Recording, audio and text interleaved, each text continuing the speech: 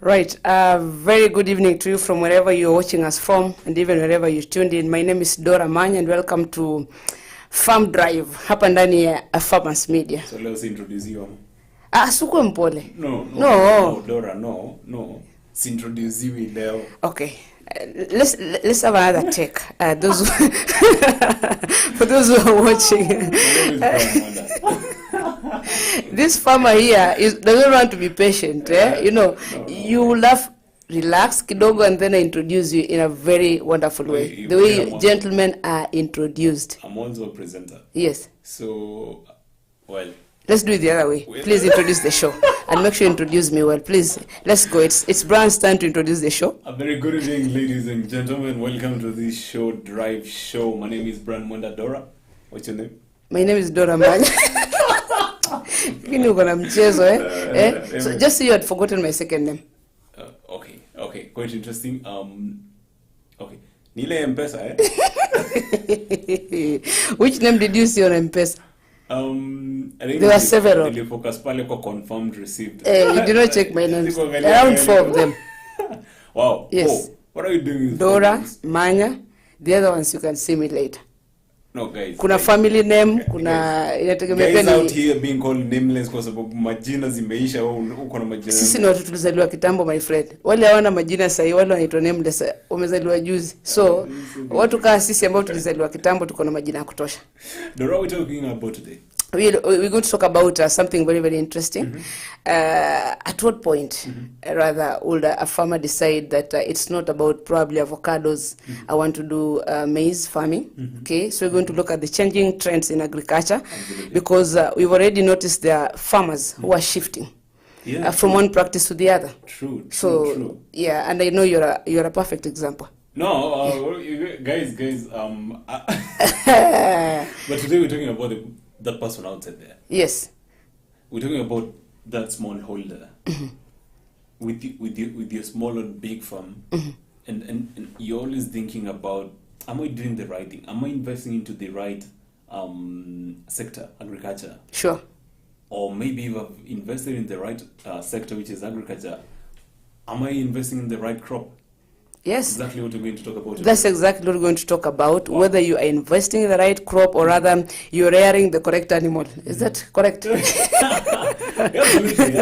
Because there's those who probably are into pig farming and along the way they decide, no, I want to do some dairy farming. So what really dictates the change? At what point do you decide it's time to shift?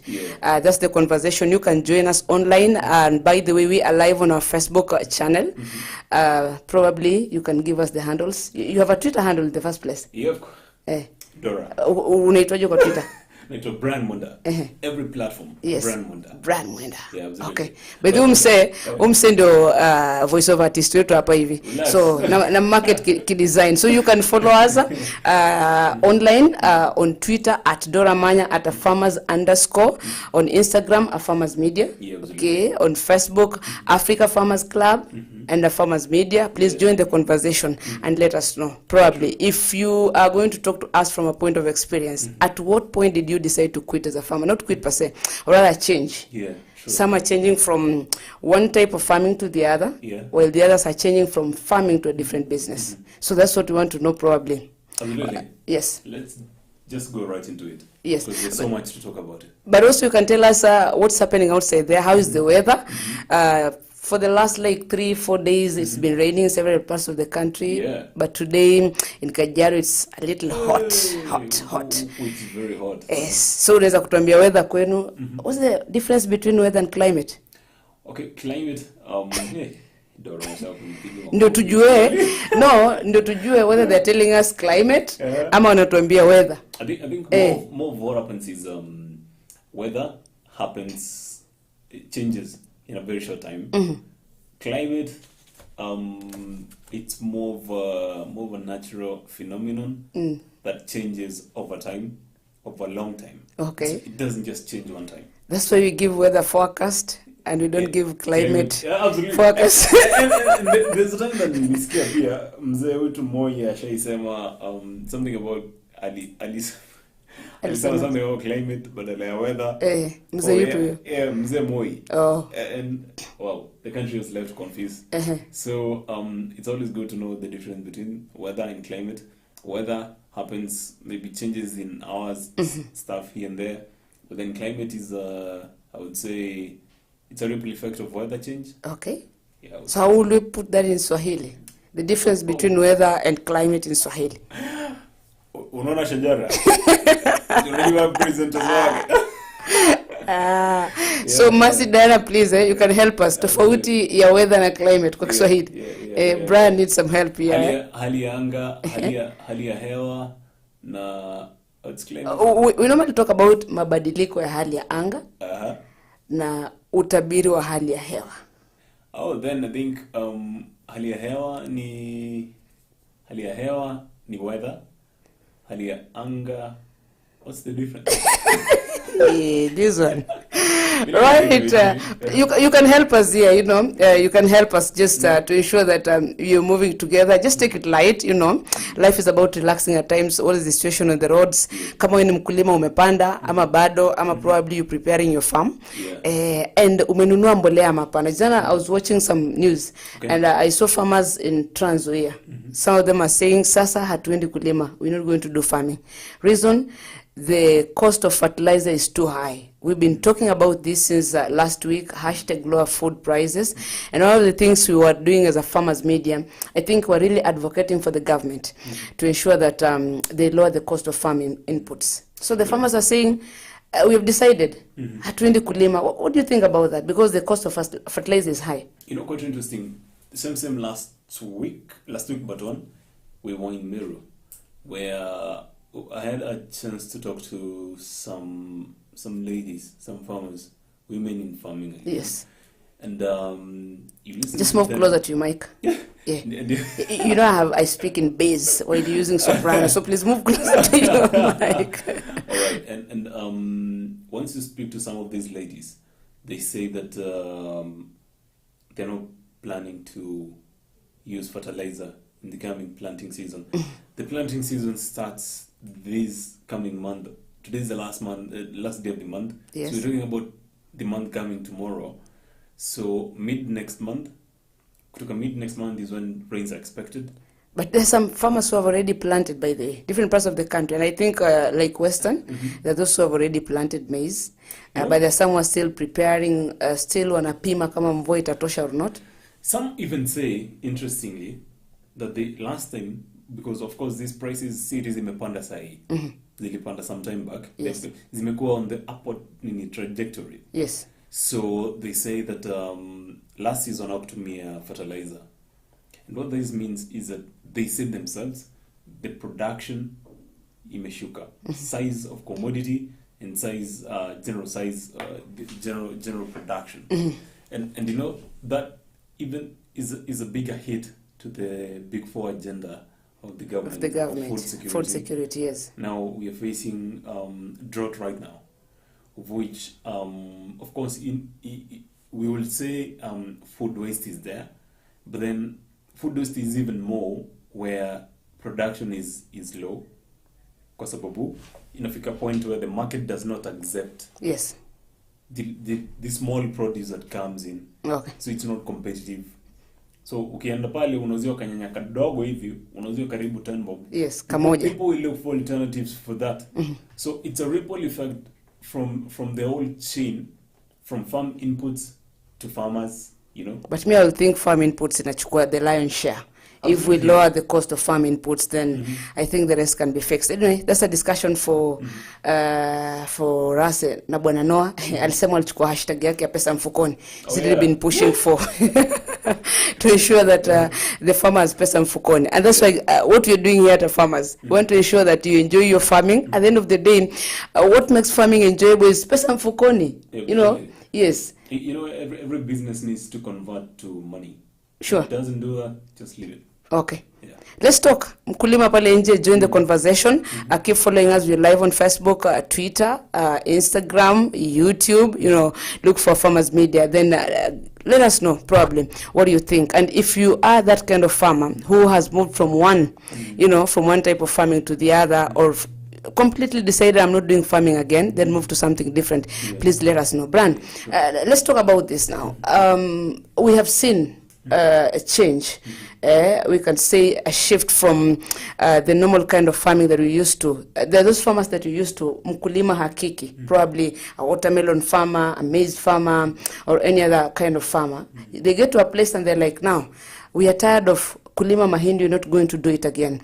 Why do you think farmers are now getting to that place of feeling like it's time to look for alternatives?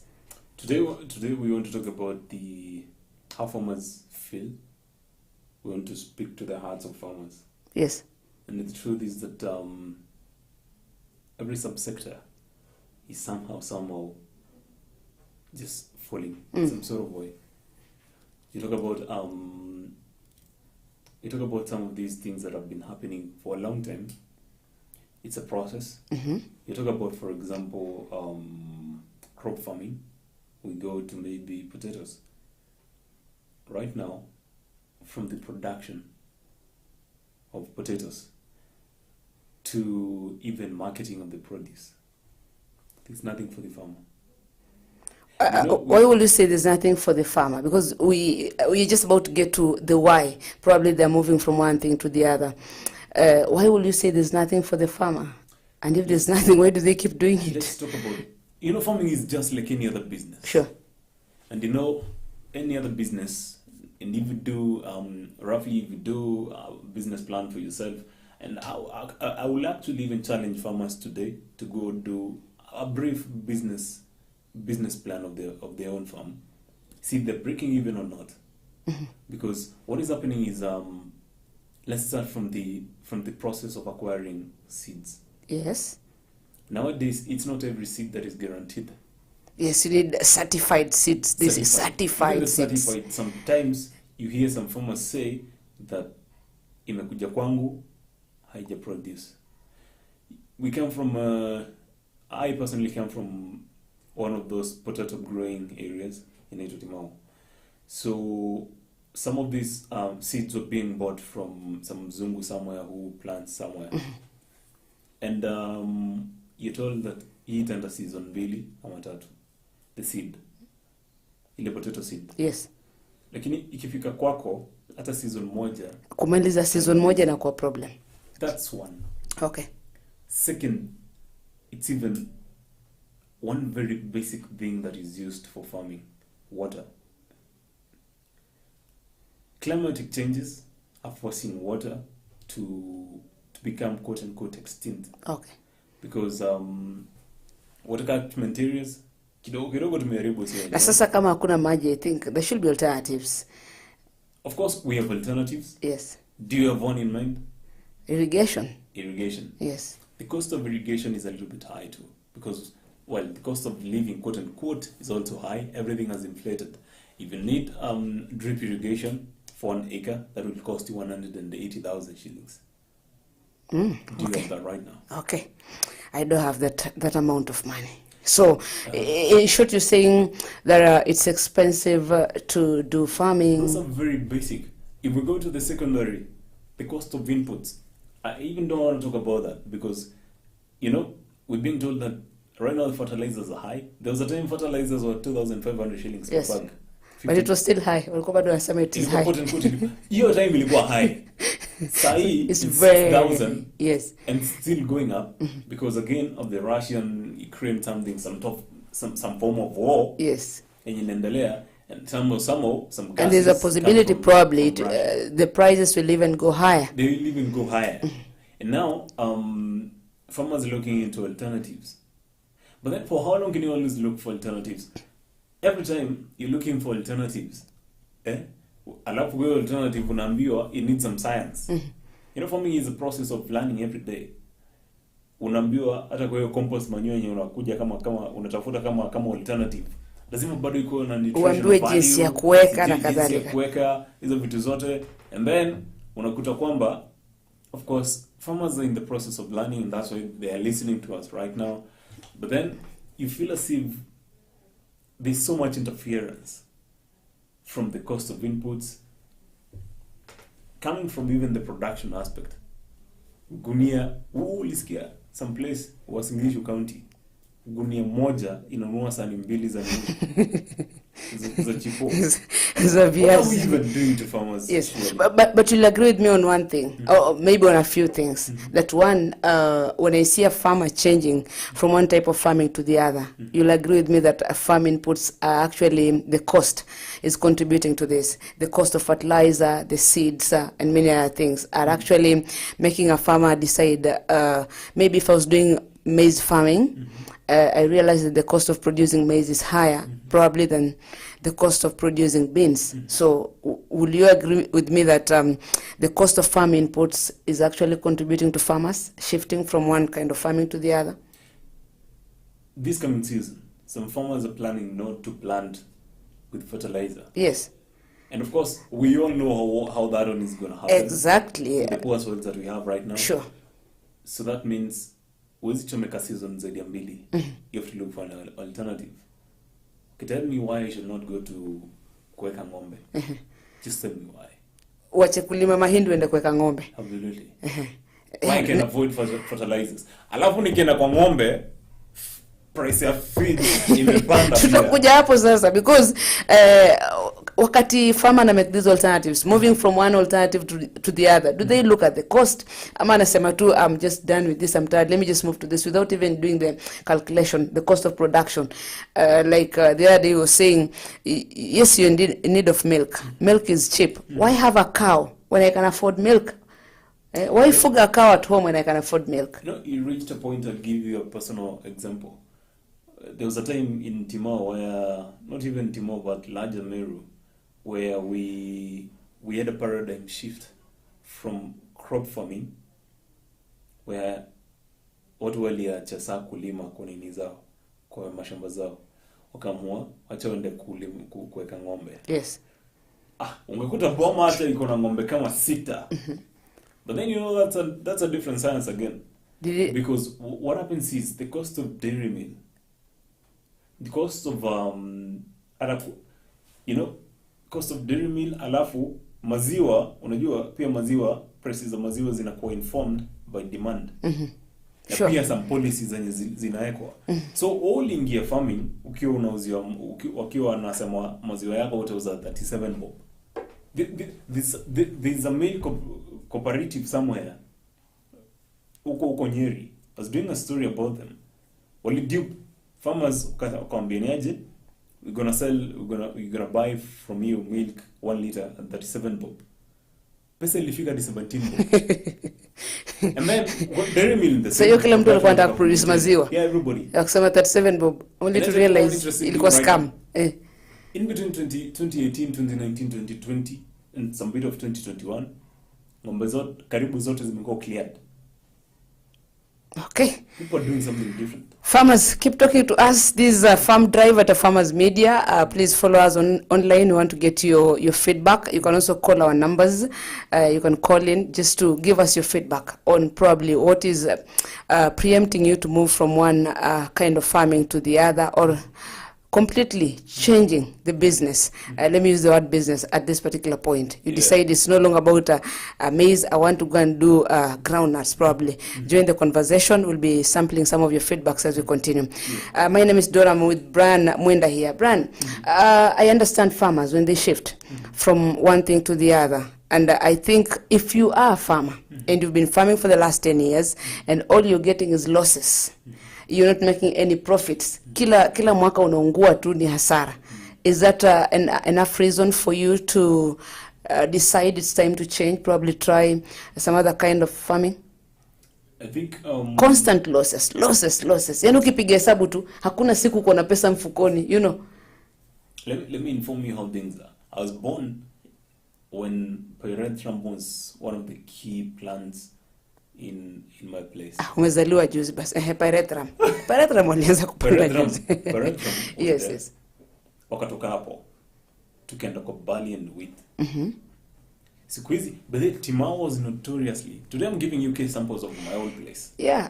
Timor was notorious with wheat. But today?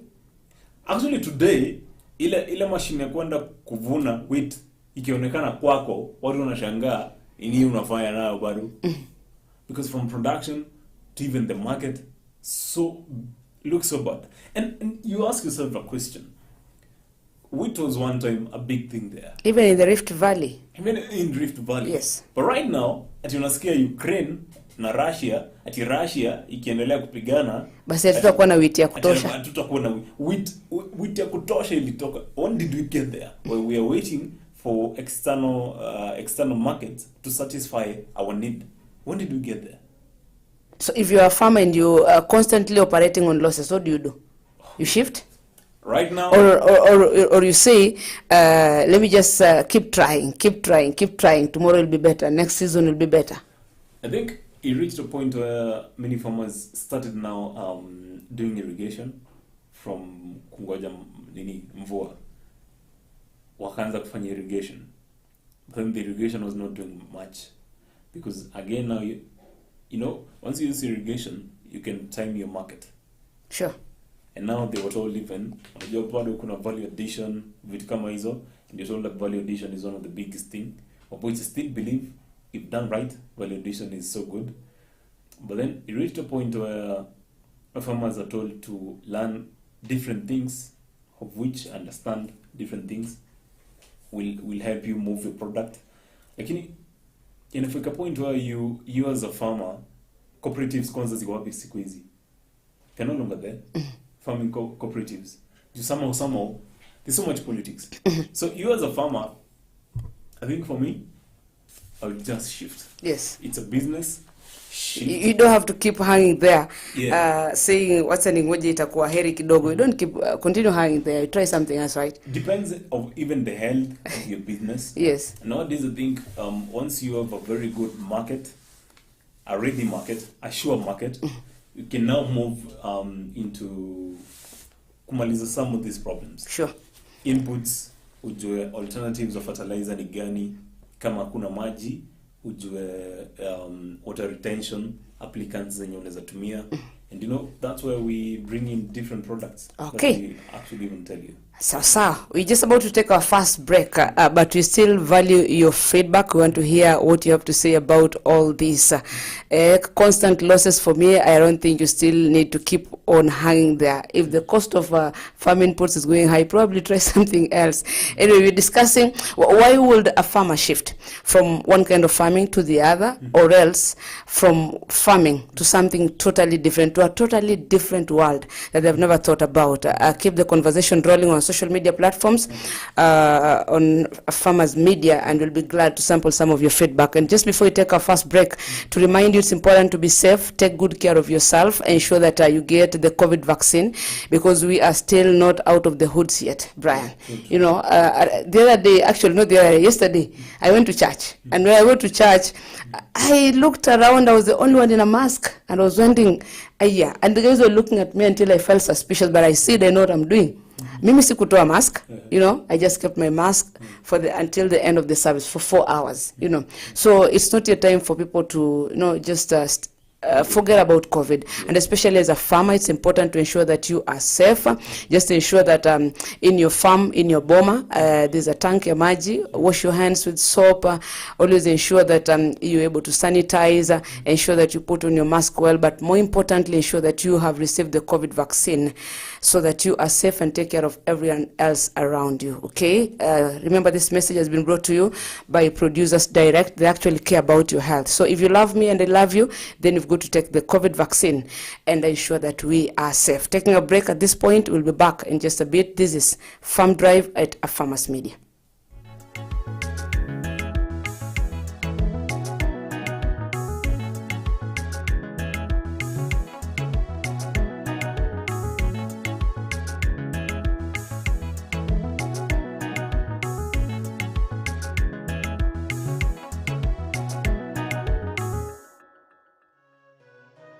Beetroot is a highly nutritious root vegetable.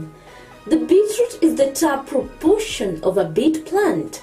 It is one of the many varieties of the genus Beta vulgaris, all of which are mostly grown for their edible taproots and leaves. Beetroot is a root crop that takes approximately 3 to 4 months to mature. Beetroot is a fairly easy crop to grow as long as the soil is well cultivated prior to planting.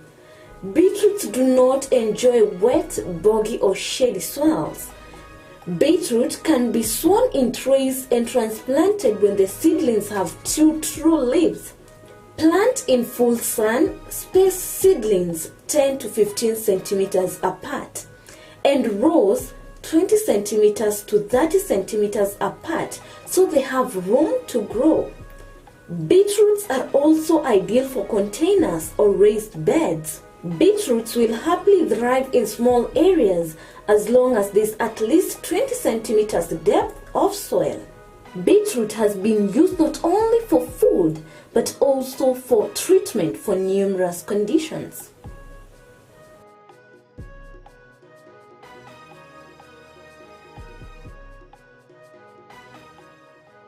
Celery is a marshland plant that comes from the same family as carrots and parsley.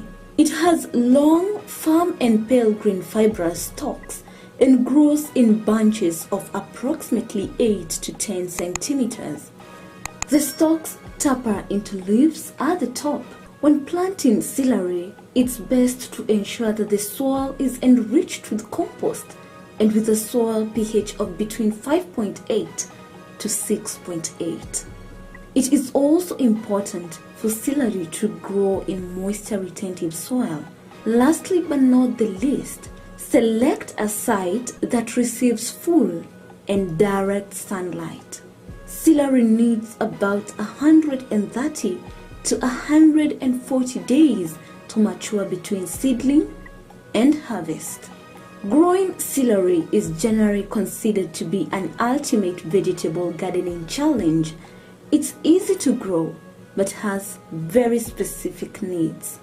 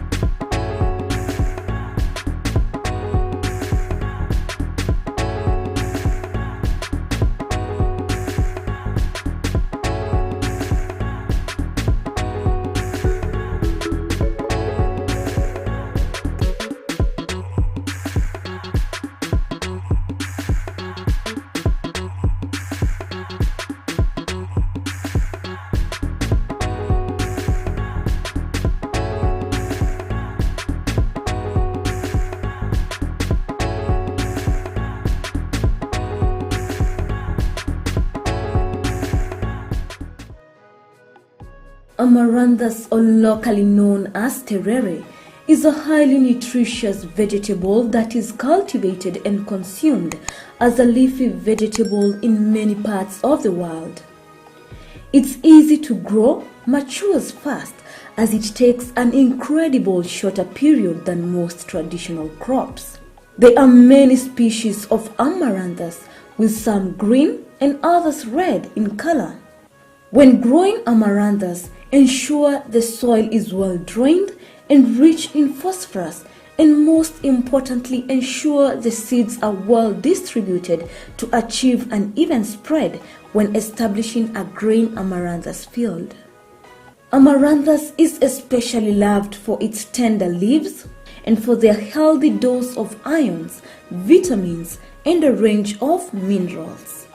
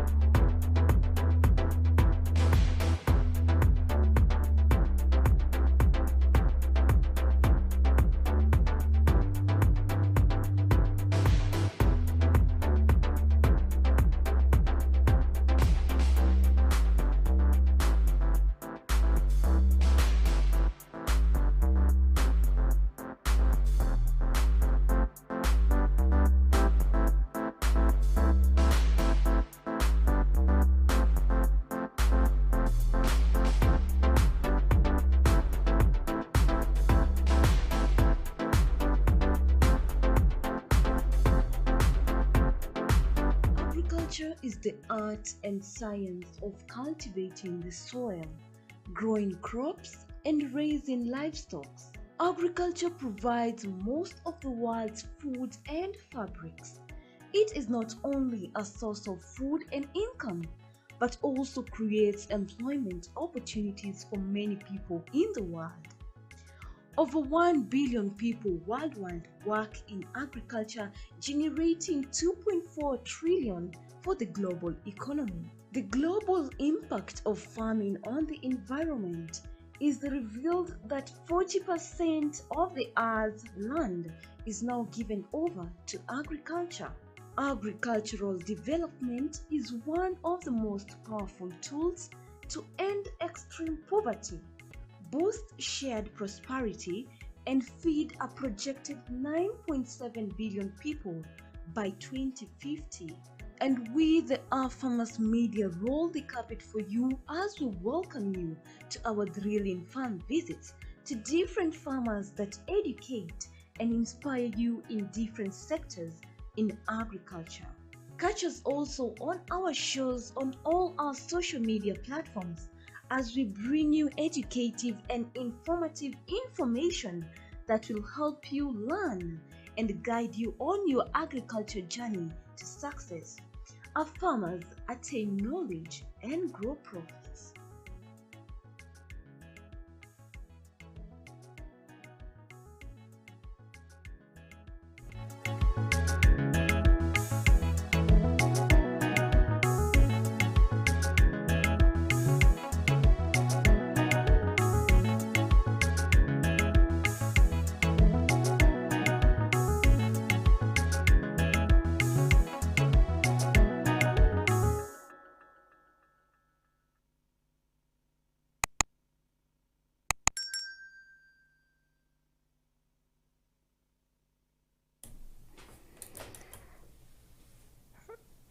Right, welcome back to Farmers Media Farm Drive. I am Dora Manya together with Brian Mwenda.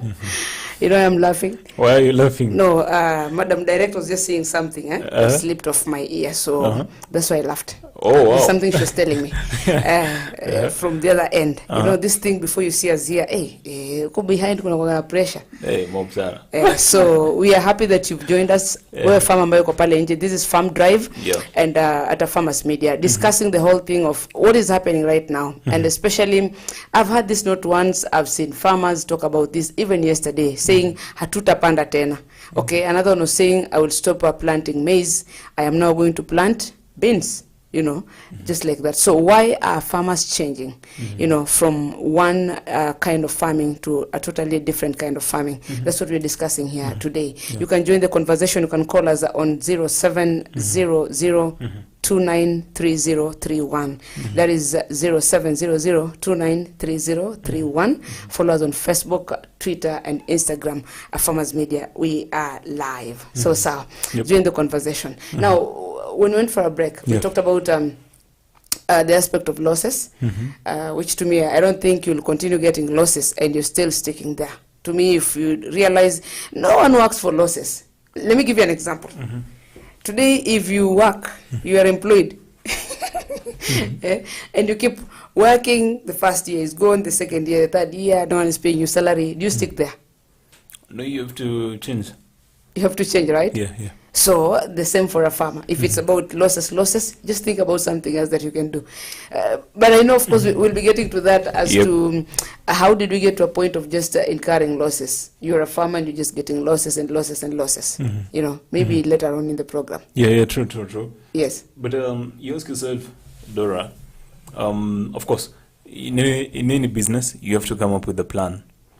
It must not be a clear business plan, but then it's a plan of how you're going to source for money, how you're going to, enhance your production, how you're going to source raw material and everything around there. But there's also, we would love to say that the farmer is to blame for not understanding the market and, of course, everything around that. Now, talking of market, you're saying the farmer is to blame for not understanding the market. Because one of the things that was going through my mind, again, is the issue of the market. That if I don't get market for my produce, what I've been planting over the years, then I need to change. do something else if there's no market for my produce. Is that what you're talking about? Part of it. There's some jobs that there's some farming jobs that won't be affected by the market, because some more of the farming is a volume business.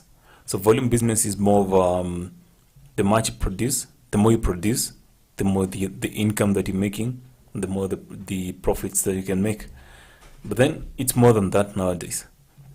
I think we need to sit down and understand some of the standards Of the market? Yeah, of the market. Okay. But mostly in terms of standards, I hear that about the export market or the global market. I don't know, in Kenya, it really matters to us about the standards of the market. It still matters, because, for example, I want to plant some, for example, avocado.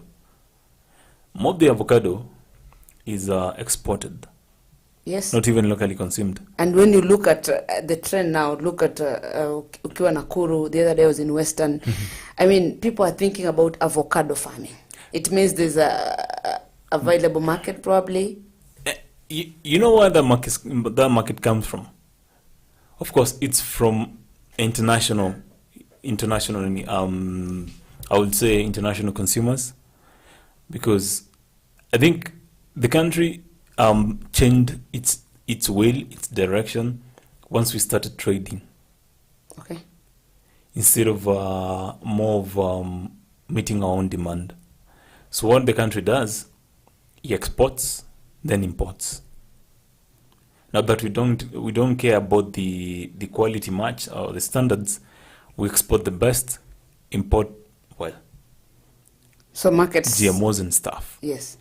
And that's why you see that avocado ban was imposed close to 1.5 months ago. That was not even imposed, but extended after being imposed sometime last year. Is going to affect farmers, and it's already affecting farmers.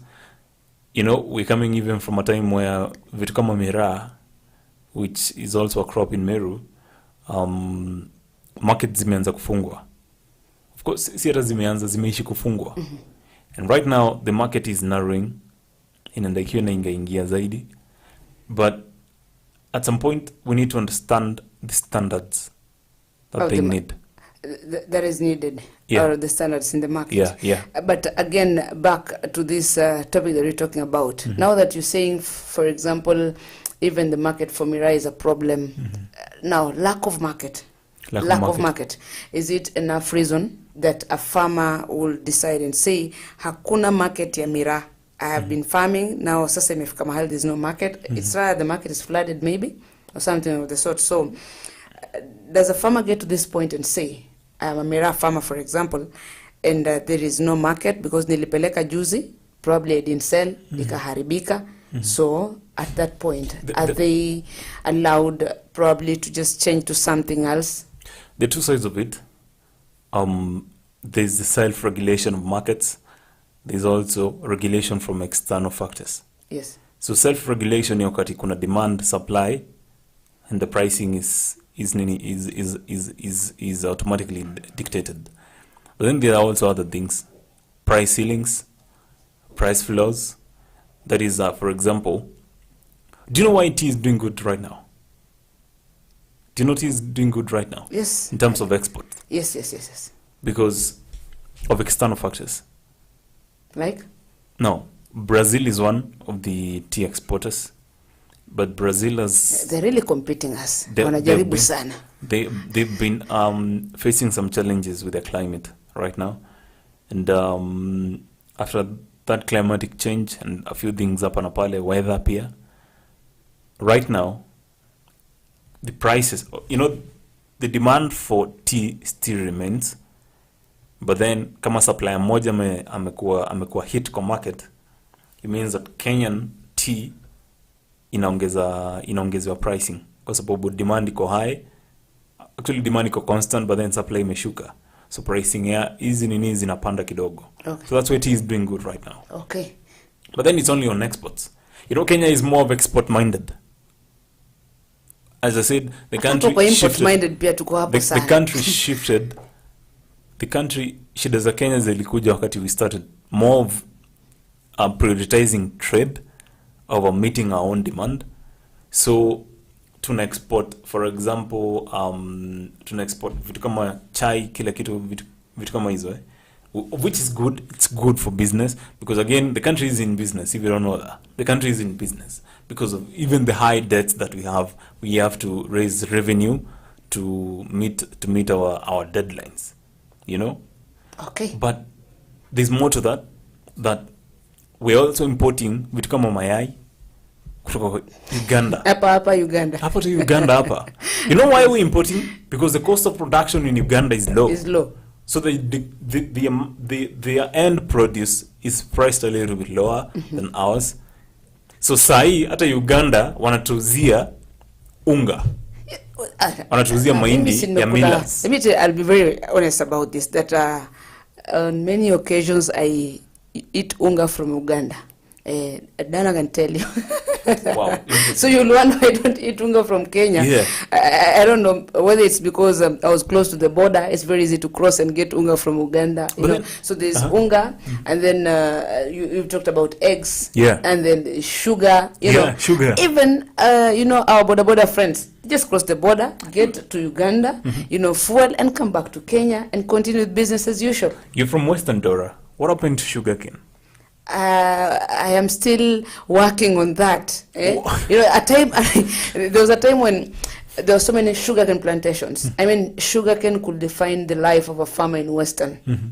They knew I'd plant the sugar, my kids would go to school, and all that. But today, they've got to a place whereby they're just waiting, iyo miwa ikatwe, then they do something else completely. And even the process of takeover, Mumias, it's filled with so many court sanctions. Politics as well. Politics. Kwanza politics iko sana. I've been there. Politics. And the question is, why, we in a position where this only might sound a little bit controversial, but it's where we are. We're in the process where a place like Timao, where we had wheat, we had even a miller actually who went diversified in the marketing in the market. Alikuwa anaitwa Kisima. Nowadays the locals were one of the best consumers, but then they re-understood the market and now they do export. They're producing one of the best wheats. Okay. But then right now in their fields they have different stuff. Wakona vitu kama canola. Canola is always used for dairy farmers. Kutengeneza supplements za ng'ombe, the dairy farming. Okay. You might say it is demand driven according to the place that it is, but above that, why did we get to a point where we are waiting for Russia to supply us wheat? That's the question. Okay, this is Farm Drive at Farmers Media. Yeah. We want you to join in the conversation on Facebook. Find us at Farmers Media. You can also check us out on Africa Farmers Club. We will be glad to sample some of your views. You can also call in live so that you're able to get feedback. But on Twitter at farmers_, at Dora Manya, at Brian Mwenda. Yeah. Utasema Brian Mwenda, sio? Kila bahali. Instagram, Facebook, kila Twitter. Ni wewe peke yako. Ndio. The conversation today is why farmers are shifting, why they're deciding to have alternatives in terms of farming.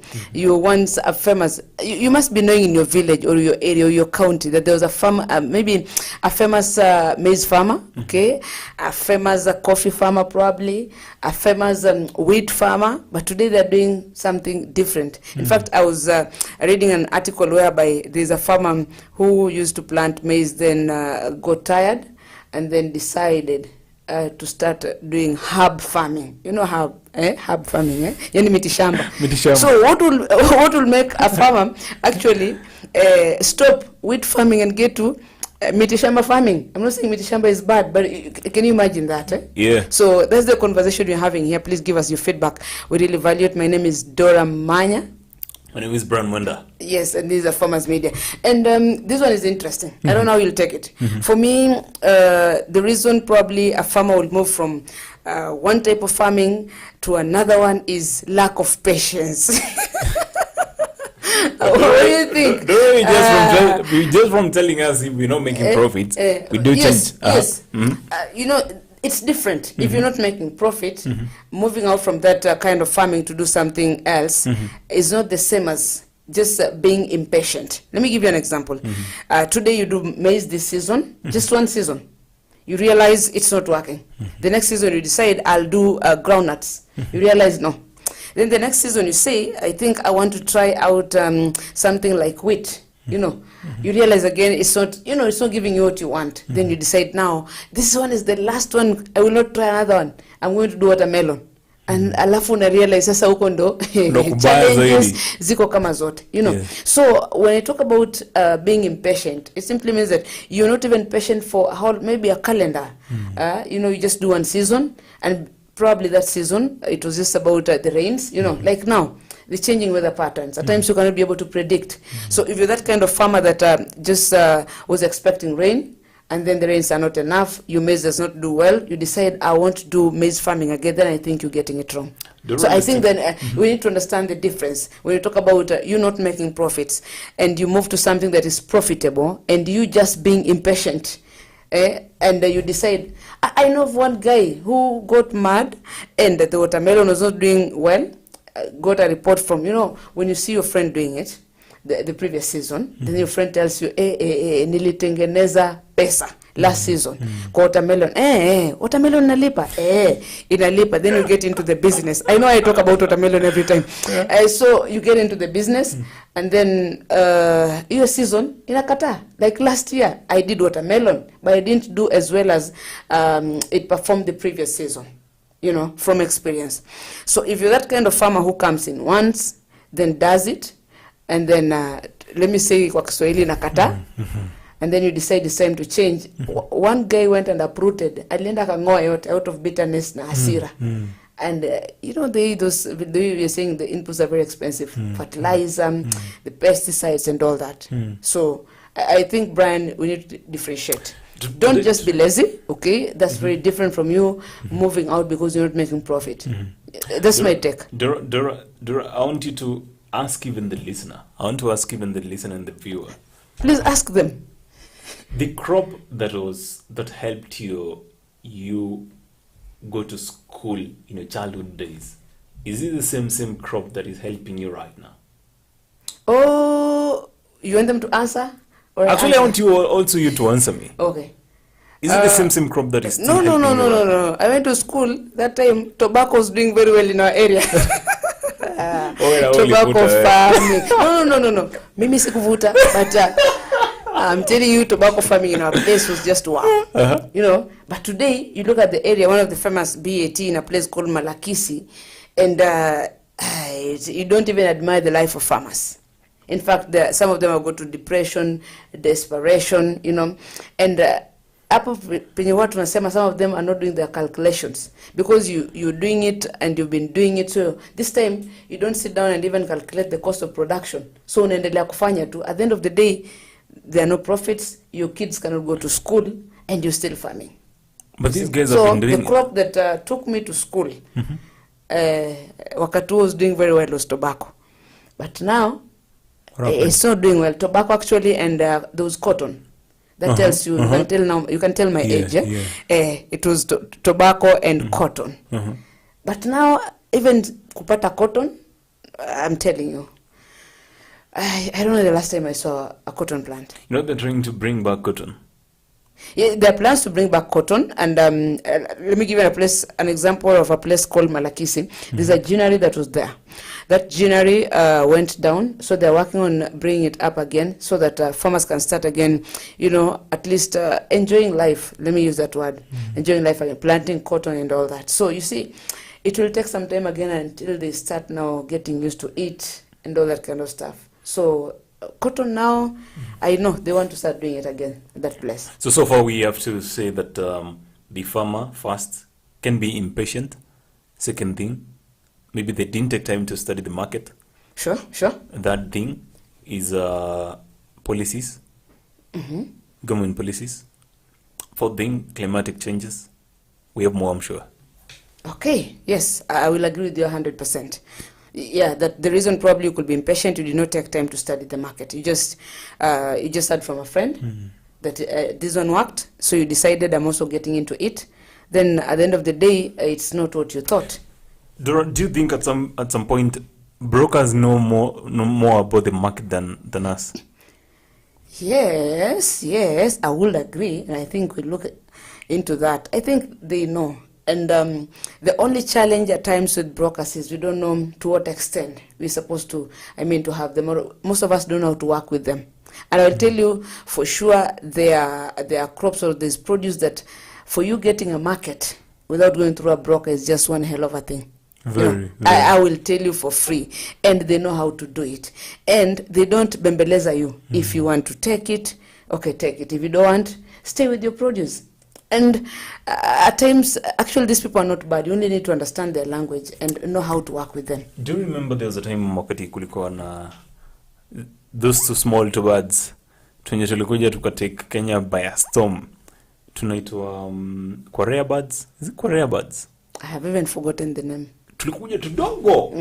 Tumekuja watu wameambiwa limeni you know. Kamoja sijui kanauza mayai yake inasaidia sijui ilikuwa kansa ama ilikuwa nini, diabetes. Watu wakanunua. Actually wow. I think farming is in a place where we need to re-understand farming. Very, very true. We need to re-understand farming. And as you work through your farm, it's very, very important to understand how that is being done. Yeah, and whatever we've talked about, all that, especially looking at the markets, understand the changing trends in terms of the global and local market, and also understand what are you supposed to probably to use where. When you talk about that, I'm looking at, for example, pesticides, and I want to talk about that in just a few, Yeah, true. I think, Pia, there are those farmers probably, you don't know what to use on what particular crop. Sometimes you know to me excess, and you end up just getting losses, and therefore you say, sitakuwa mkulima tena. When I was growing up, I thought ukulima ni ya wazee. Yeah. But I only realized it's more than that. That's a discussion for another day. So, our listener and our viewer, keep giving us your feedback. And of course, at some point, we will need to discuss and just ask ourselves, at what point is it really justifiable for you either to actually try something else? Leave alone these ones you're telling you that some of the reasons, there are losses, blah, blah. But at what point is it really justifiable? That no one can question it. Someone can look at you and say, honestly, that is a bold move. In fact, wachana na hiyo kitu, fanya kitu kingine, in just a few. But very, very important again, our viewer, as you follow in this particular conversation, at why our farmers are shifting, shifting focus from one crop to the other, or one farming practice to the other. Maybe you're doing dairy farming. This time you decide, now let me just do mambo ya nyama. Dairy farming, sasa tukisema tunasema meat farming. Nyama farming, sindio? Meat farming, So keeping cows, yes, keeping cattle for exactly. Or you find someone who's producing milk, and then suddenly unasikia aliuza ng'ombe wote. Aliuza wote kabisa. I know what I'm talking about. You decide to uza ng'ombe wote, So mkulima, talk to us on Facebook, farmers Africa Farmers Club, a Farmers Media on Facebook, but also on YouTube. Please subscribe to our YouTube channel. Very, very important, right? Very important. A Farmers Media. Anytime we go live, you are able to get a notification of the same, of what is happening. So please join all our social media platforms. That will be good for you. You can also call in live, so you're able to get your feedback. But for now, Brian, mambo ya pesticides. Again, as a farmer, unaweza ukachoma. We mwenyewe unaweza ukaleta losses because you did not do the right things. Yeah, true. As far as pesticides are concerned. Okay.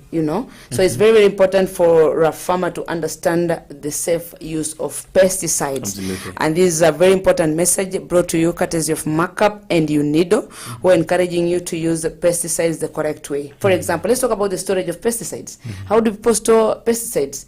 Do not be that farmer who just comes with pesticides to unaeka hapo kwa meza. You don't know that your kid will come and kunywa. It's very, very dangerous. So, yes. So we are saying as a farmer, please ensure that you keep pesticides out of the reach of children. Very, very important. Sometime back in 2020, one of our workers, sometime back, alikunywa pesticide. Bahati mbaya ama alikuwa amepanga, I even don't know, I've never even wanted to know. But then alikunywa pesticide, and then ukinusa tu una feel hii ni pesticide ya kunini kuwa nini zinaitwa mites. Yeah. And Really? this guy was very comfortable doing it. Okay. And I think he never knew. I always want to assume he never knew when he was drinking it. Juu ya kulewa pia. Ndio. And it's always good. I think, I'm sure kama ingekuwa na labels mzuri sana, angejua, okay, Yes. nimelewa, hii ni dawa ya Very, mites. very true. I agree with you. And therefore, you're saying where you store your pesticides, very, very important. Keep out of the reach of children or any other vulnerable person. You know, anaweza toka huko na zake, and then they think ama toka huko na kuna depression. Get anything kwa meza and text it. So please also ensure that you keep pesticides in their original containers. You know this idea of now, hii pesticide ni ya kampuni fulani, umetoa umeweka kwa kamkebe tu ambako haina label or anything, unajua it's just clear, so mtu hajui kama ni pesticide ya nini. Utapiga roundup kwa nini, roundup kwa viazi zenye umepanda hiyo wakati. Exactly. So ensure that you maintain the original containers for those particular pesticides, and always keep pesticide containers tightly sealed to avoid spillage. Yeah, true. Unaweza legeza kidogo and then it's dangerous, so ensure it's always tight. You know, ensure that you check that it's tight, and then store pesticides away from direct sunlight. Okay, that's very important, and in dry environment with proper ventilation. Absolutely. And then keep pesticides locked away and only accessible to authorized personnel. Yeah. Underline authorized personnel and label the storage area of your particular pesticide. So remember, this message is brought to you courtesy of Markup and UNIDO, who care for you, and just ensure that you are able to use your pesticides well, and in the long run or in return, you're able to get produce, and not just produce, pesa mfukoni. Absolutely. This is Farm Drive at Farmers Media. Just before I think we go for our second break, what about those farmers? You have seen them. Those farmers want to try everything. What do you call those kinds of people?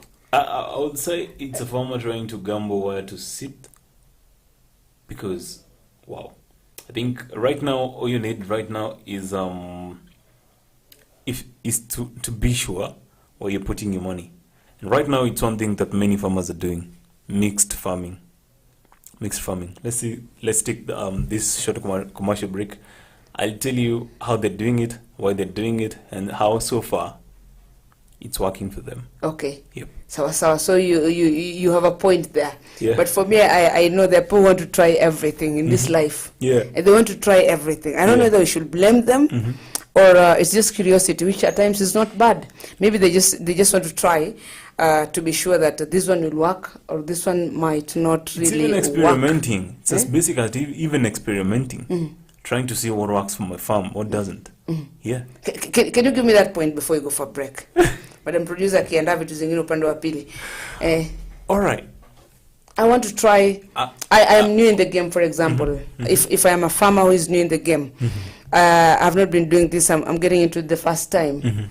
Will you say it is wrong for me to keep guessing, just to be sure that I get it right as I continue doing my farming? Dora, I'll telling you to look at it this way. Unless you have so much cash to waste, of which you should not have that, I think it's so good that you can do your market research very well. Market research, not market research, but business research completely. From the breed that you're keeping, or even the seeds, type of seeds and everything, to even your soil health, to even your market, to even how you're going to maintain labor in your farm, to even how you're going to adapt to climatic changes. Everything around it, you need to sit down and think about it, because it's one thing we are guilty of as farmers. We don't take time to do research. We only maybe tunaona si jamaa wetu. Farmers have different ways of learning Sure. From each other, from blogs, from, of course, media, from apprenticeship, umeenda kwa jamaa umeishi ama kwa wazazi umeishi kuona venye amefanya, so pia ama umeenda kwa beshte yako ukapata anafuga kuku, yani yako na 1000 of them from other farmers too. Yes. But then you need to sit down and ask yourself, and I always try to say this, what works in your farm must not necessarily work in other people's farms, and the vice versa also is true. So don't copy paste everything that happens into other people's farms. In fact, there's a saying that kila mtu ako na mkono tofauti. Absolutely. I may put my hands on poultry keeping and it works very, very well. Yeah. Now you come try. I don't know, is it true ama ni myth tu kwamba kuna watu wako tu na mkono ambayo iko na bahati, when you put your hands to do something, for some it will work very well, but for some I'm a strong believer of not believing in bahati. Kivyangu sidhani kama bahati inaishi kweli. Kivyangu nafikiria ni zaidi ya bahati, in that umelewa kitu kabisa, kitu yote mzima venye inafaa kufanywa, and then maybe 1-2 factors came right, that for example ukiwa na kuku zako pale, you can you know what they need, maybe from how you've always seen them, and then climatic changes, kitu kama kuku na baridi kubwa sana ama joto kubwa sana, yenye maybe nguruwe zako haziwezi stahimili, and some of these things you the moment you start believing in luck is the start of you lacking. The moment you start believing in luck is the start of you lacking. Absolutely. Yani luck ya LU, alafu ya pili ni luck ya LA. Absolutely. You start lacking because ni kama wakati, and I always have my own opinion about the same. Wakati maybe quote unquote some spiritual stuff started happening to different parts of our country, unaanza kukuta kwamba hata vitu zenye huku research maybe kuku zako huku jua zinapaswa kupewa iron, ukakataa kupea, unaanza kusema ni the work of the devil. Ni work of the devil ama watu wengine wameangalia kuku wako na macho mbaya. You will never understand, and at some point it's always good to forget some of these things. Don't believe in luck. Don't believe in all those things. Just focus. You'll get what you deserve. Kwa hivyo there are no people who look at your vifaranga with a bad eye, they say. I don't care. I don't care. Ati azikuwa kwa sababu waliangalia na. To be honest, I don't care much. And if you believe it does exist, I think then you can reduce the number of eyes. But anyway, I'll give you a very good story of how things have been changing in my place, Timau. Kutoka pa Radhram, kwenda wheat, kwenda kwa viazi, kwenda kwa ng'ombe, kwenda kwa mushiri. You know mushiri? I know mishiri. Absolutely. I know mishiri. I've eaten mishiri. Absolutely. I have packed mishiri. You want to know what else I've done with mishiri? The list is endless. I know mishiri. Very good. Ukiweka na nyama hivi ni nzuri sana. And there's a time, I think over 5 years back, or more than 5 years, I think mishiri was just one of those producers that really paid the farmer. Some few years back. I don't know if it still happens. True. Mishiri was, I'm telling you, the deal of the day. Can I tell you one interesting thing? People are going back to it. But no, you're saying mishiri. Mishiri is and it was the French beans. French beans. Yeah, we're talking about French beans, so that you're not left out and wondering what is this mishiri these guys are talking about. We're talking about French beans. French beans. And some more people are going back to it. For some reason. Wamejaribu karibu kila kitu mekataa. Wheat is changing. Wheat market inaharibika. Hata production ya wheat yenyewe imereduce na kila kitu, and people are trying different stuff. Watu wameenda ng'ombe, wametoka kwa ng'ombe kwa sababu ya so many factors that you need to consider. Na kutoka kwa ng'ombe wakaenda kwa kurudi vitu kama cabbage nini, hizo vitu zote. Yes. They're not working completely, and people are now thinking, animal keeping is the other thing. Unaweza weka nguruwe zako, unaweza weka kuku, vitu kama hizo. But then, of course, I must say that things are doing good right now in terms of animal diseases and infestations and everything. But then one key problem, the cost of feeds. Sasa kila mahali unaenda kuna challenge yenye inakupatia second thought. So ukihepa kwa crops, unaenda kwa animals, unapata the cost of feeds bado iko high. The cost, actually, in animal keeping, can I tell you one interesting thing? The cost of animal keeping, sana, the initial capital, kama una ile initial capital, wajua watu wengi wanaingiaga na budget kadogo, and then unapiga shortcuts nyingi, aiming at producing high. Okay, unasema wacha ni make dough, alafu hii season nyingine hii pesa nitapata hapa nitakuongezea ikuwe nyingi. Again, the moment you cut ukipiga shortcut, that's the moment you start even falling. And the funniest thing is, it's always seen sana kwa animal keeping, so you need to look for initial capital.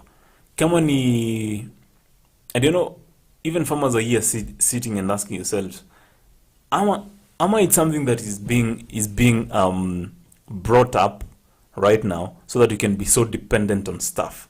Kama ni irrigation, unapata watu huku wanauza drip. Yes. Lakini maybe some of these people, you know, some of these stakeholders when you're not using some of this stuff, they're part of the reason as to why we're even using it. You're given money to go and utengeneze dam, my friend. Utengeneze dam that's going to help farming in your place, increase, you know, one of the key pillars of your own government. But then you just consume ukule pesa, you know, hizo vitu zote. Yes. Because again, maybe you have some project somewhere, you have some product that you will want to sell to the farmers and around there. And you know, it's quite interesting what the market is offering right now. So when you look at using an example of French beans, what probably will have led to most farmers deciding it's not French beans again, probably getting to it, and then along the way the market so let's talk about French beans. Kidogo, at what point did farmers start changing their minds about French beans? When one, not just for export, of course there is money, export, then pesa mfukoni, but also I think just consumption, chakula nyumbani, you know? Alafu sana ile ilikuwa inaitwa kula nyumbani, ilikuwa ile reject, walikuwa wanasema reject. Ile reject sana tuko tunaletewa, sasa tunaambiwa this one has been rejected, so you go to eat those things until mmalize, and then some take even to the market, you know. So alafu kiangalia the reject they're talking about, where you look at one anything, so you're wondering why they've rejected. Of course there are standards about that one, as well. So just one major thing you think that prompted farmers, French bean farmers, to move to something else? From my own hearing and research, the thing that happened first round ilikuwa shida ya pricing. Of course, pricing inakuja na vitu different. Kama market za nje mali mlikuwa mna export zilikuwa na shida, kama standard zimeshuka. And again, this even comes to the type of pesticides we're using, the type of seeds we're using, the types of soils that we have. Of course, some of these things are the reason as to why pricing ilishuka. But then people are coming back to it. That's interesting. Watu wameanza kurudi kwa kuweka hiyo mishiri. And I think, let's wait and see. I think we just have to wait and see. Yes. We just have to wait and see. Sure. Well, farmers, keep talking to us. This is Farmers Media, and it's time for Farm Drive here at Farmers Media. I'm your host, Dora Manya, together with Brian Mwenda. We're just putting into perspective the whole thing that is happening in the farming world, moving. We say a paradox shift, you know, from one trend of doing things to the other as far as farming is concerned. What is your take? Probably some of the reasons farmers are changing from one thing to the other. And at what point do you say it's more justifiable for a farmer to actually, let me use the word, quit and do something different? At what point do you think a French bean farmer it's justified to lay down the tools and decide it's now time probably to do banana farming. I don't know if banana farming is not very big in Kenya, but of course I know in some parts like Kirinyaga, there's a very big something big about banana farming. Kirinyaga huko sana, and some parts of Western as well. So join the conversation, give us your feedback. You can call in on 0700 293031 0700293031. You can call if you have a question.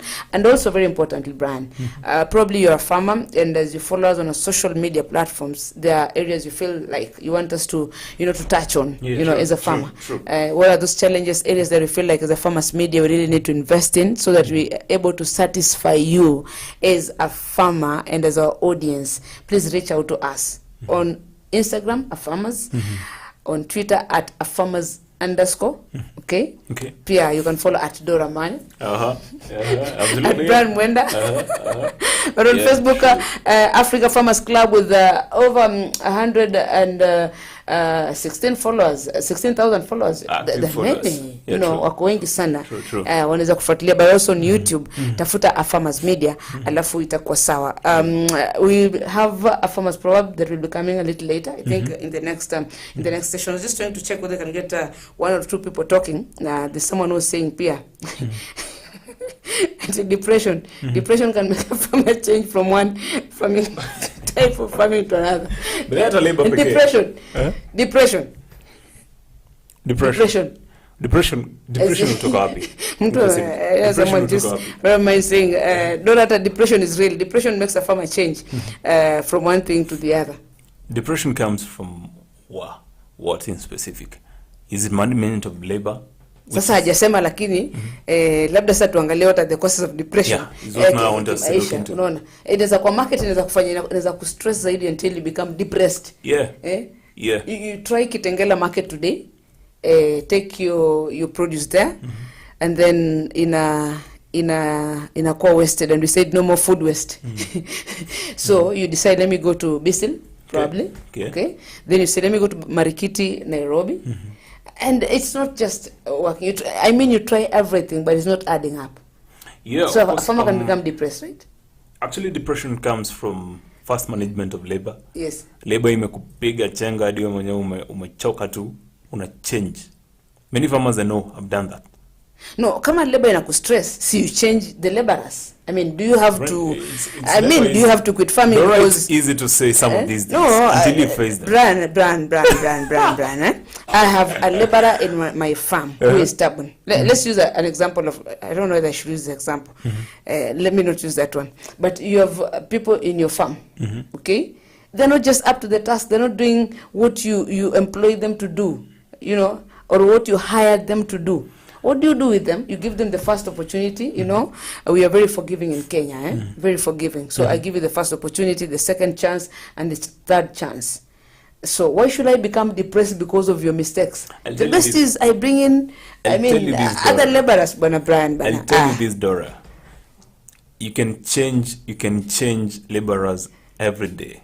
But then if you don't change as a person, you don't change your perspective towards them, you're lost. Utaishi kuchange na utakuwa na depression kwa sababu it may not be me. Our party. It may not be me. Let me tell you where. Let me tell you where. You need to understand that you're in a business.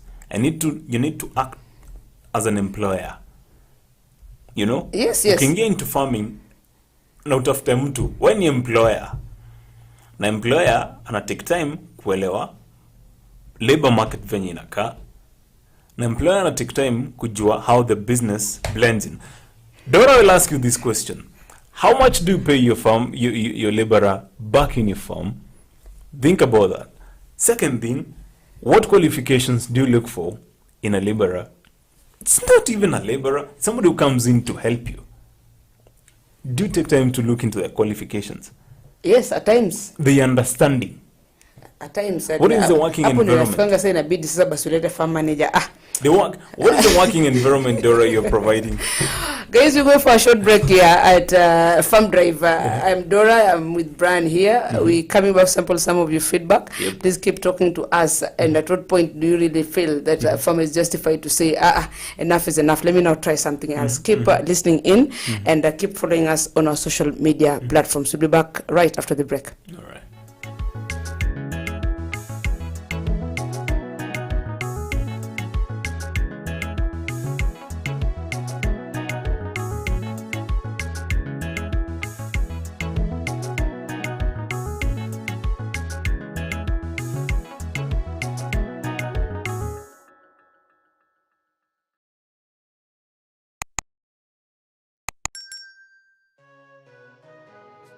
Eggplant is an elongated shaped and dark purple fruit, and its leaves are large, ovate, and slightly lobed. Eggplant is a perennial crop but grown commercially as annual. Eggplant grows best in well-drained sandy loam or loam soil. The soil pH should be between 5.8 and 6.5 for best growth.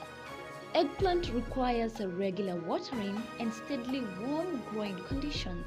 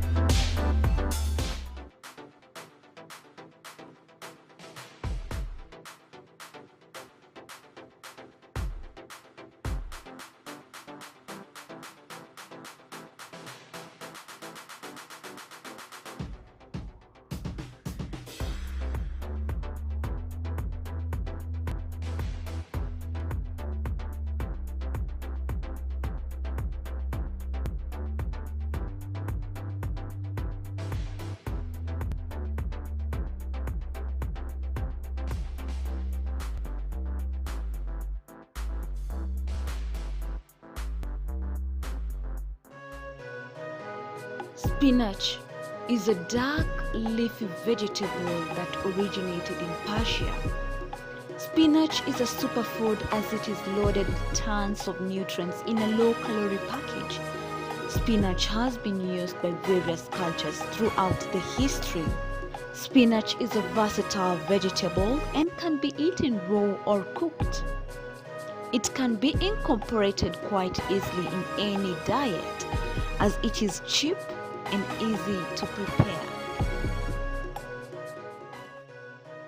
Sukuma wiki ni aina ya kabichi isiyoumbwa kichwa na inayoliwa sana katika Afrika ya Mashariki, hususan nchini Kenya. Inatengenezwa kwa kutumia majani mabichi yanayopikwa. Lakini sukuma wiki inaweza kutengenezwa pia kwa kutumia aina nyingine za majani yanayofaa kupikwa.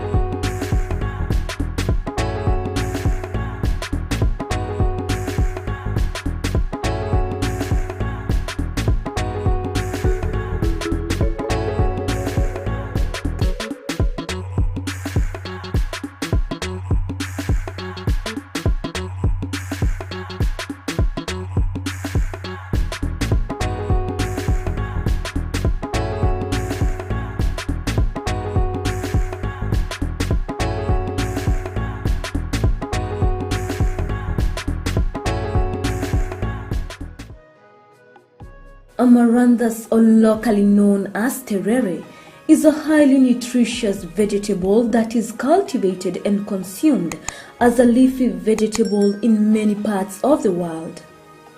It's easy to grow, matures fast, as it takes an incredible shorter period than most traditional crops. There are many species of Amaranthus, with some green and others red in color. When growing Amaranthus, ensure the soil is well drained and rich in phosphorus, and most importantly, ensure the seeds are well distributed to achieve an even spread when establishing a grain Amaranthus field. Amaranthus is especially loved for its tender leaves and for their healthy dose of ions, vitamins, and a range of minerals.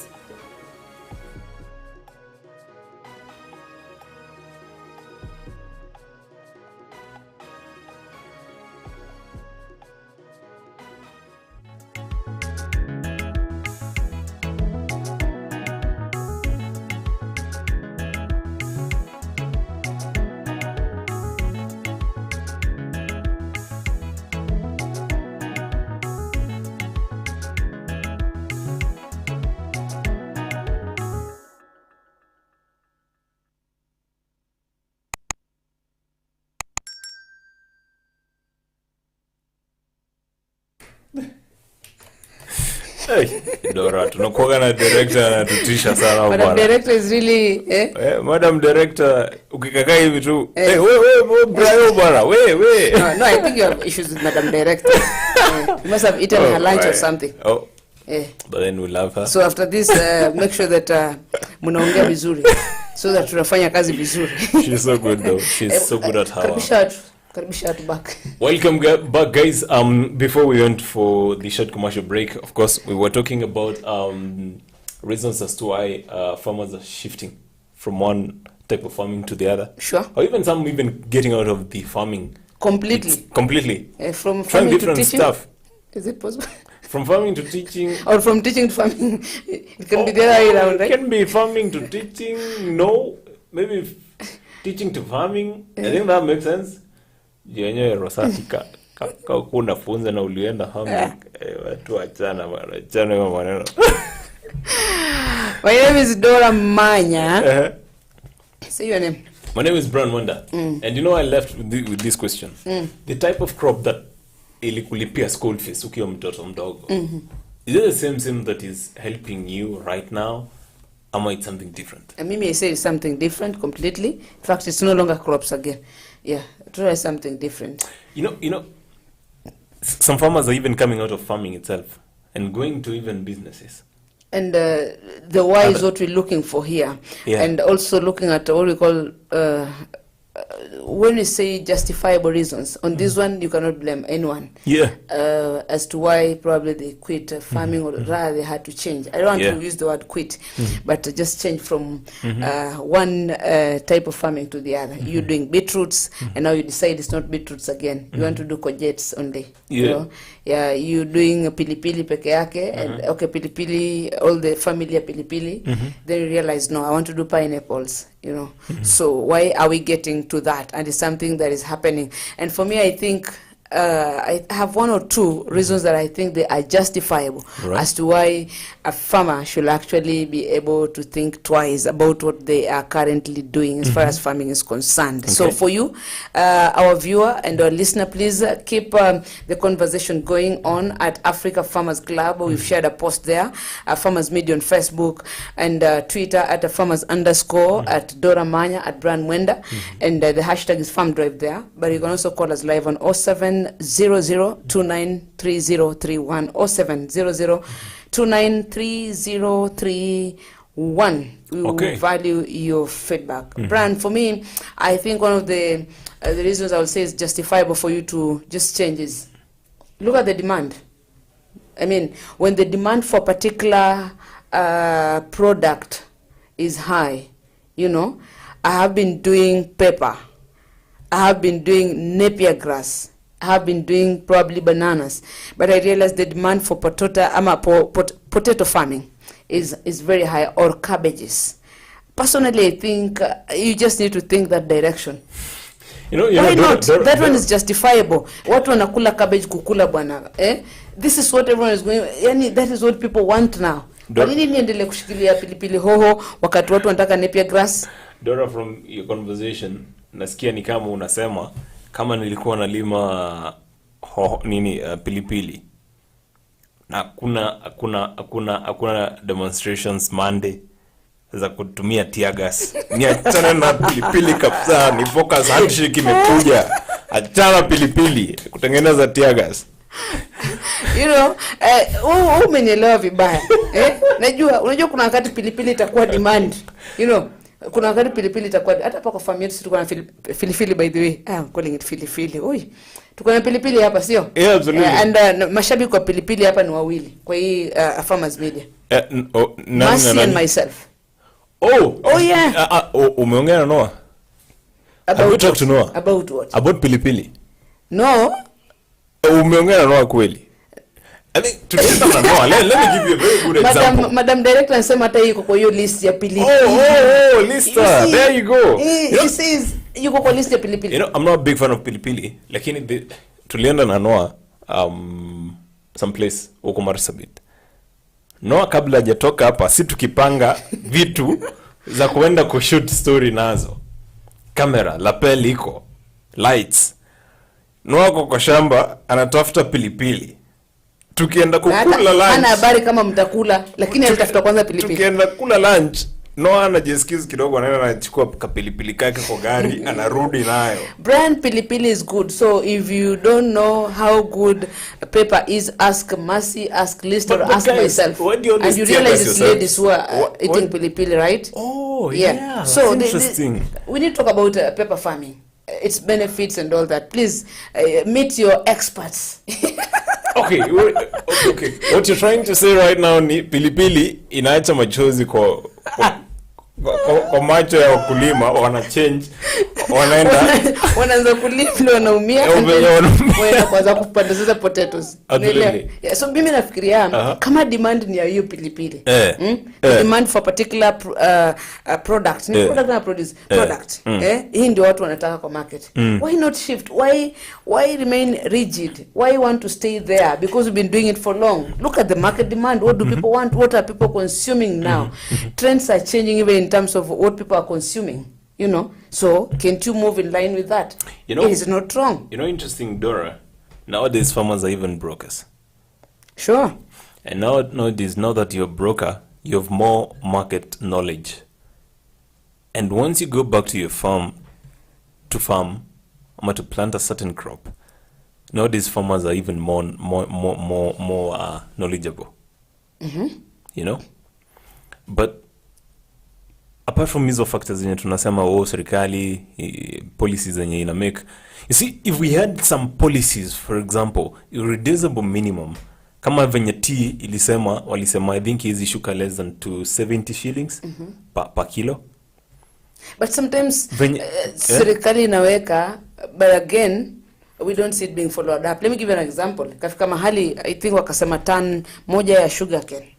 There's a time waliweka price, was it at, actually the figure is getting lost, but waliweka wakasema this is what now tutakuwa tunanunua kwa farmers at this price per ton. Alafu kidogo tena we just back, the farmers are still crying back to the same price ya hapo awali, and that actually increased a ton by 400 Kenya shillings. That's good money for a farmer.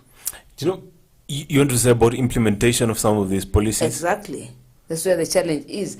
So even if you're going to have policies and they're talking about that govern probably the markets and all that, then can they be followed up? Farmers now just on paper, I think the best thing that happened to Kenya in the last 10 years was devolution. But then once devolution was enacted on agriculture, some things changed. Some of these policies, okay, we have extension officers and everything that came with the good side of devolving agriculture. Lakini some of these policies ni kama zinakuwa dizoned ama zinakuwa at a gray area. Na county governments, they're not pushing enough, because I don't understand, until today ni kama bado nikaoga na post traumatic disorder. Yani, Yeah, how one sack of potatoes can translate to 2 plates of chips. I even don't understand. It's possible. Because Kenya, nothing is impossible in Kenya. Shida ya Kenya ni tulikubali brokers wa overrule market zetu na wakaanza ku affect pricing ya vitu na pia venye zinapakejiwa na kuripakejiwa. Unajua vile broker ni mtu wa maana. Unajua broker na wao mtu wa maana kwa sababu akona more information than you as a farmer. Do you know that? Really? Do you know why broker is relevant? These guys don't have produce. The only thing they have over you is information. Okay. Ever known that? I think we need a discussion. Nimeanza kuamka sasa. Umeanza kuamka juu nimeguza wewe achana na brokers. I think we need to have a conversation around brokers. Mabroker ni watu wazuri sana if you know how to use them. Na jinsi ya bora usikubali that they overrule you, they say.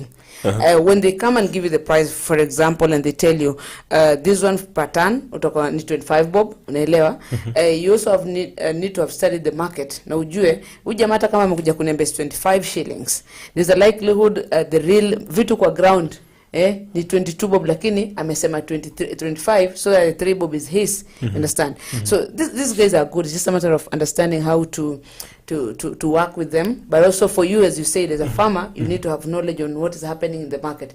Not once you've done your farming, okay, the produce is ready, and then now you have no idea at the market says market price ni pesa ngapi. You see, they say, for example, in Western, they use the word gorogoro for the 2 kg. Gorogoro moja. Gorogoro moja. You know, so your maize is ready, and you don't know at how much one gorogoro goes for. You don't just wake up in the morning and now go unaenda sokoni unaanza kuuliza. You know, by the time una release produce yako iende kwa market tayari uko na idea. Gorogoro saizi inaweza kuwa ni 40 bob, okay? Or inaweza kuwa around tuseme 38 bob. You know, at least unajua unachezea round up, so you also know, so that you don't just blame brokers for no reason. But coming back to this, for me, I've said that a justifiable reason is when there's demand for particular kind of product that people want. Then that can, I think for me, that should not be a problem for a farmer to change.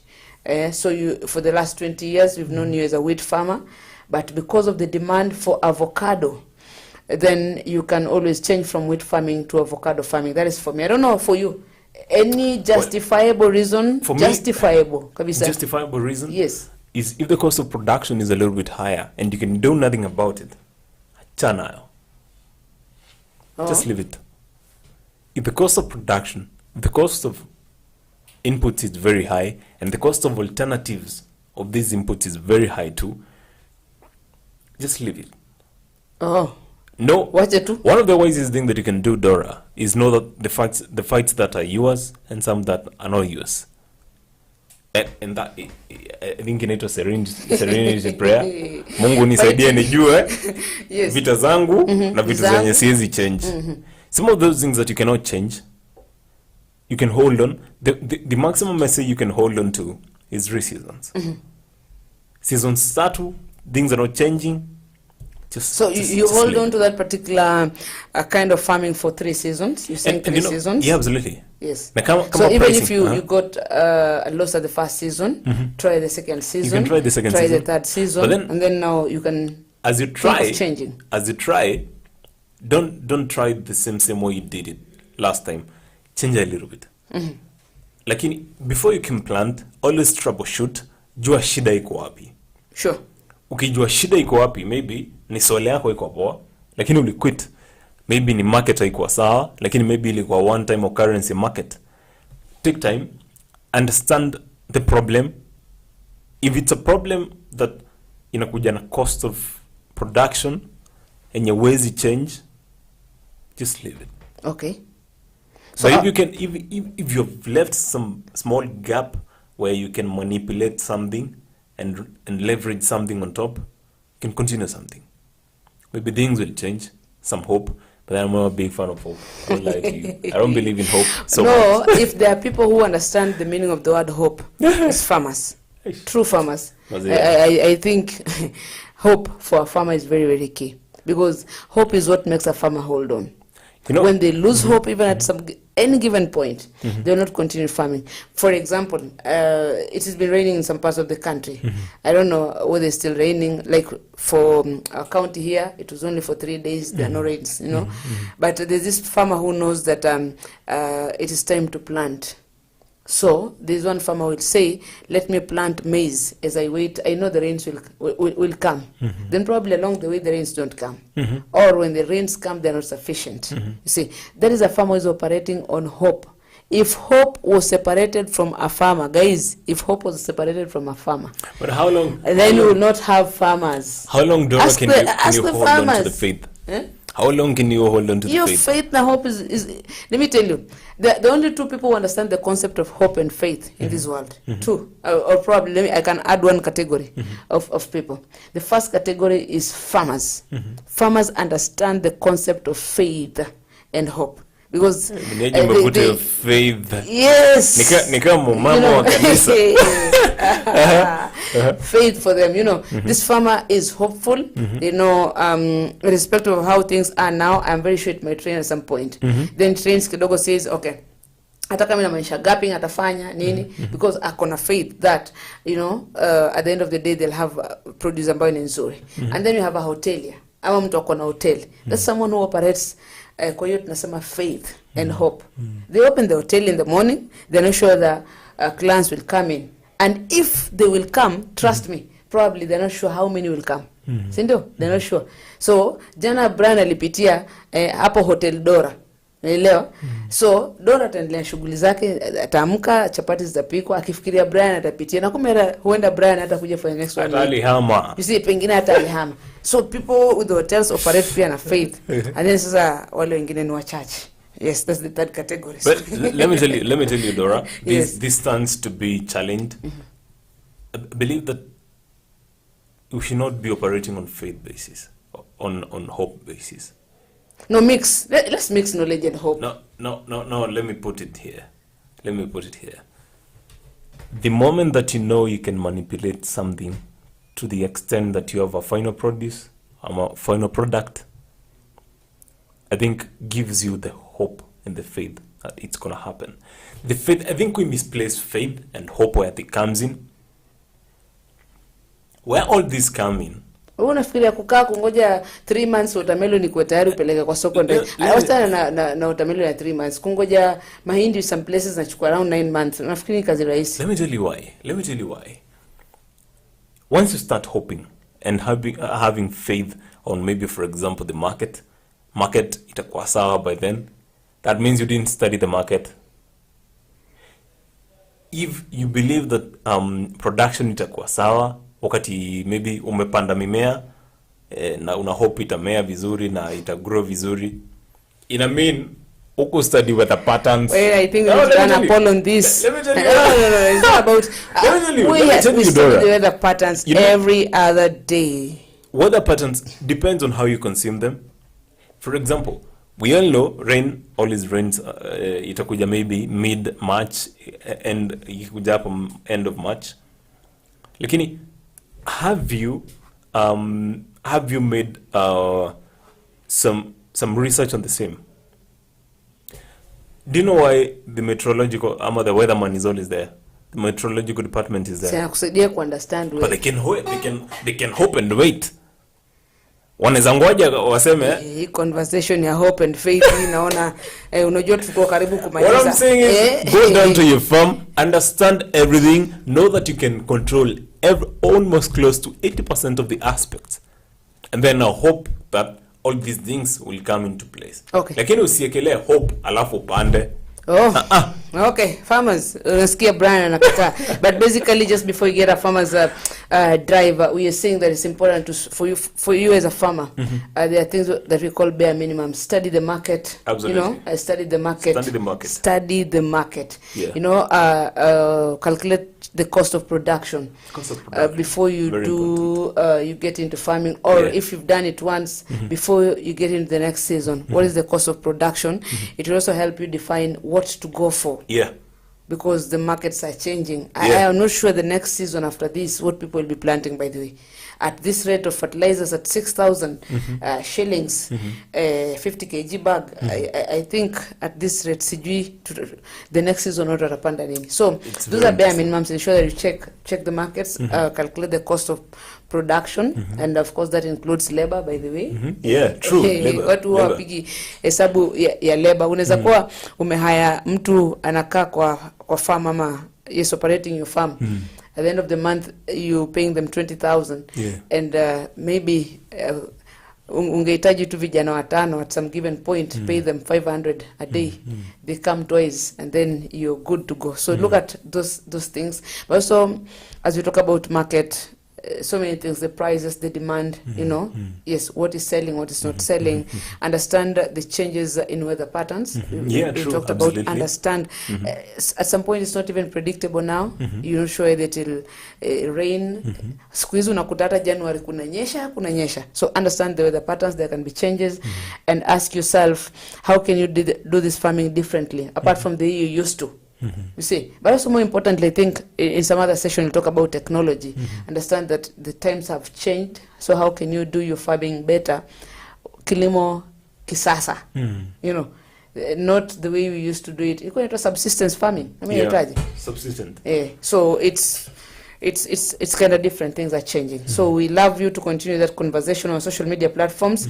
And Brian, of course, is going to take us through the Farmers Proverbs in just a few. Remember to engage us on Facebook, a Farmers Media, also Africa Farmers Club on Facebook, on Instagram, a Farmers with a Z, on Twitter at a farmers _. You can as well follow our personal Twitter handles at Dora Manya. And that brand Munda. Sijui kuna followers wangapi lakini hiyo sitasema saizi. Madam Director, on Instagram I'm serious, but You- Facebook I'm serious. Yeah. Twitter kidogo ndo we're going to compare. We're going to compare the numbers. kidogo. Numbers don't lie. You're going to compare. Take us through the farmers farm drive proverb. Now, farmers, wherever you are, this one is gonna hit you a little bit hard. But that's the truth. One may have two legs, but that does not mean that you necessarily climb two trees at the same time. Dora, did I just say? One might have two legs, Yes. lakini it doesn't guarantee you utapanda miti mbili at the same time. Say niko na 2 legs. See, I have 2 legs. Umepanda miti mbili mara ngapi? Dora. Okay. Dora. No, hata siwezi. Hata moja kupanda is a problem. So one may have 2 legs. One might have two legs, but then it doesn't guarantee you that you're going to climb two trees. And that's an African proverb. It's quite interesting what African proverbs do tell us. Yes. What is that proverb telling us, by the way? Well, I think at some point it's always good to sit back and relax and work one after the other. You cannot do everything. You cannot do Wanasema everything at the njia mbili same time. zilimshinda fisi. Kapsa. Eh. Too many cooks. Kabisa, spoiling umesema bread. vizuri kabisa. Njia mbili zilimshinda fisi. So take it easy. Work. Ukishika mimea yako pale kwa shamba, and stand one after the other. Pole tu. Ukishika zote mbili, kidogo msamba utapasuka. Yes, Is this me talking Kiswahili? I'm even wondering if you'll come back to Shajara.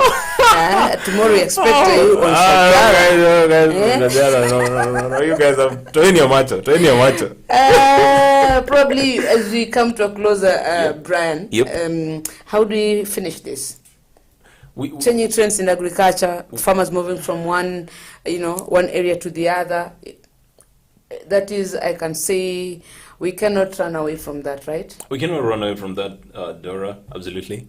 And the bare minimum we've talked about: understand the market, understand the weather patterns, understand the cost of production.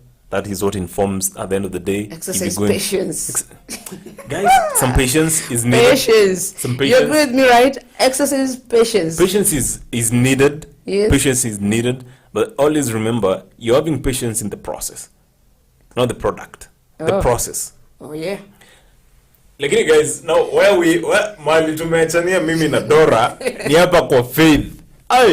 Mimi Rosavi Roa. We need to run a poll. We need to run a poll on this, and see. I just talked about 3 groups of people, and I think to them the one that is leading is farmers. As far as faith and hope is concerned, farmers are leading. That's a big problem There that we is have no right there. group of people under the sun that knows what faith and hope is more than a farmer. We'll run a poll. I think we need to place our faith in the right places. Absolutely. Right places is farming, believing that it can work, believing That's that what we can farming produce is. enough food, believing that we can no longer waste food, believing that we can take food to Marsabit and take care of those who Ask need the it. government. You know, Ask Galana Kulalu what happened to it. no, that's, Was that faith on the same? hiyo serikali si faith. Hiyo serikali ni ufujaji wa rasilimali za umma. Dora, close the issue for us. Close the issue for us, Dora. Why are you telling me to close like you want me to pray? Because we are seeing some faith right there, some hope that I'm not buying. Guys, it's been nice having you on a farmers, on Farm Drive here at a Farmers Media. True. We do this every week, 3 p.m. to 5 p.m. Absolutely. Be sure to join us, where we ensure that, of course, we drive you home the best way possible, and we also drive you to your profits and drive money to your pocket in the right way. I see what you're doing right there. Yes, please be sure every time we have other shows, always tune in from 7 a.m. to 9 a.m. Okay. A very, very engaging, very wonderful, Morning show. eye-opening, Breakfast discuss show. now policies. Hivi tu serikali imefanya nini? Be sure to listen to our breakfast What makes show. it unique? Because we have one Siali. Yes, our very Noah own. Kadima. Huyu jamani expert, huyu jamani mkulima, Ni farmer. Huyu jamani, unasema ni? Farmer. Oh, kwani tofauti ya mkulima na farmer ni? I tell you guys. So please, and we also have Shajara for you, Dora, when you pass us out. we have Shajara. This is your show in Swahili, okay? Every weekday from 11 a.m. to 1 p.m. Be sure to join the Shajara team. Yes. We'll always take you through just to ensure that you understand all these things in the best language possible. The Swahili that you understand better. Anything about Mukulima, they'll always talk about it, okay? Yeah. Then Farm Drive, Sisi, we ensure that at the end of the day, we drive money to your pocket. Drive money into your pocket. And not just have faith. It's driving money into your pocket, guys. Oh yeah, my name is Dora Manya. It was nice having you. Please keep engaging us on our social media platforms. It's been great. It's been great. My name is Brian Munda. And we close.